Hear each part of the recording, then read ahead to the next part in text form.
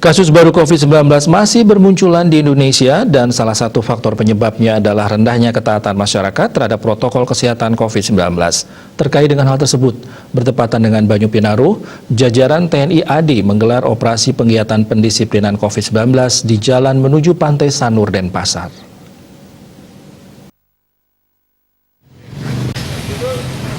Komandan Kodim Dandim 1611 Badung Korem 163 Wirasatya Kolonel Infantri Imade Alit Yudana mengatakan jajaran TNI AD gelar operasi penggiatan pendisiplinan prokes COVID-19 yang dilatari tingginya peningkatan kasus COVID-19 di Indonesia. Operasi penggiatan pendisiplinan COVID-19 merupakan perintah langsung dari Presiden melalui Panglima TNI dari tanggal 31 Januari sampai 8 Februari.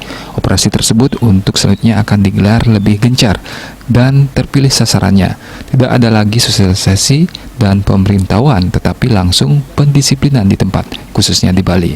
Angka kasus COVID-19 sangat tinggi dan salah satu penyebabnya kurangnya kedisiplinan masyarakat dalam menaati prokes COVID-19, terutama masa libur panjang di tengah cuaca yang tidak bersahabat.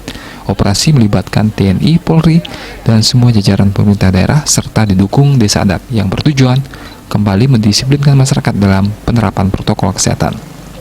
Bertepatan dengan Banyu Pinaru, pihaknya tidak melarang kegiatan agama di pantai, namun kegiatannya diatur sesuai dengan ketentuan prokes COVID-19 demi keamanan bersama.